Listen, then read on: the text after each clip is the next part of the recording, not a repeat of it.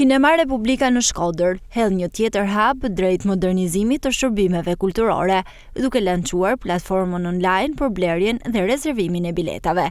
Ky shërbim i ri synon të lehtësojë aksesin e qytetarëve në aktivitetet kinematografike, duke shmangur radhët dhe duke ofruar mundësinë e përzgjedhjes së orareve në mënyrë të shpejtë dhe praktike.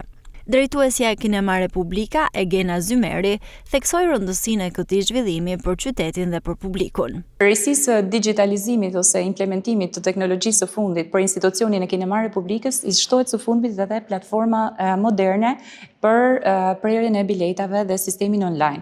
Kjo platformë nuk shërben vetëm për prerjen e biletave, ajo ka një gamë të gjerë të përfshirjes të informacioneve të ndryshme në lidhje me institucionin e Kinema Republikës.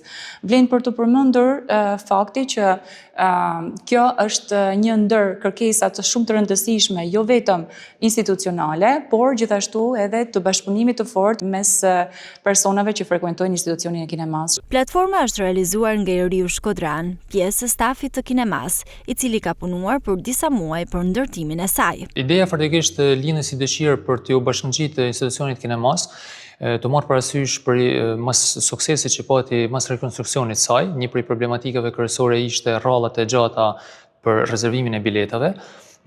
Kontakti i parë që kam pas ka qenë me kryetarin e bashkisë, që vlen ta falenderoj, të jam shumë mirënjohës dhe shumë i privilegjuar që më është besuar mua ky projekt prej fillimit deri në zhvillimin e saj. Ja kena dalë me sukses, feedbacku është shumë pozitiv.